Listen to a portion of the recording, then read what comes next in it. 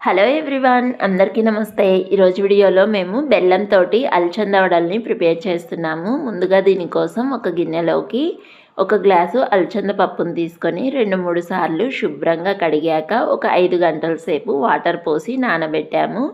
5 గంటల తర్వాత వాటర్ తోటి మళ్ళీ శుభ్రంగా అయితే క్లీన్ చేసుకుందాము. ఇలా గట్టిగా ప్రెస్ చేస్తూ అయితే రుద్దుకున్నట్లు కడిగేసి ఈ అలసంద పప్పుని ఇలా వడగిన్నెలో అయితే వేసి పెట్టుకుందాము. ఇలా వేసుకోవడం వలన పప్పులో ఉన్న వాటర్ మొత్తం పోతుంది. ఇంకా ఇక్కడ నేను ఏ గ్లాస్తో అయితే అలసంద పప్పును తీసుకున్నానో అదే గ్లాస్ తోటి 3/4 గ్లాస్ బెల్లం తురుమును అయితే తీసుకున్నాను. ఇప్పుడు మిక్సీ జార్లోకి మనం వడేసుకున్నటువంటి అలసంద పప్పును వేసుకునేసి ఈ బెల్లంని కూడా యాడ్ చేసుకునేసి వాటర్ అయితే ఒక చుక్క కూడా యాడ్ చేయకుండా మనం మిక్సీ పట్టుకోవాలి. మధ్య మధ్యలో అయితే ఈ మిక్సీ మూత తీసి కదుపుకుంటూ కొద్దిగా సాల్ట్ను కూడా యాడ్ చేశాను.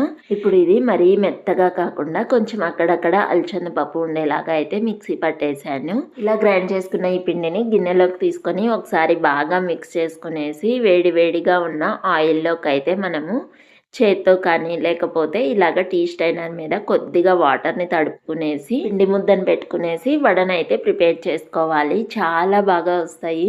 ఇలాగే అన్నిటినీ అయితే ఆయిల్లోకి అయితే డ్రాప్ చేసుకునేసి మంటను లో టు మీడియం ఫ్లేమ్లో అడ్జస్ట్ చేసుకుంటూ 2 సైడ్స్ తిప్పుకుంటూ ఫ్రై చేసుకోవాలి. హై ఫ్లేమ్లో పెట్టుకొని ఫ్రై చేసామంటే లోపల సరిగ్గా ఉడకదు. అలాగే మనం దీనిలో బెల్లం వేయడం వలన తొందరగా అయితే కలర్ చేంజ్ అయిపోతాయి. మంచి బ్రౌన్ కలర్లోకి రాగానే అయితే ప్లేట్లోకి సర్వ్ అవుట్ చేసుకుంటున్నాను. లోపల వరకు చాలా బాగా అయితే ఉడుకుతాయి.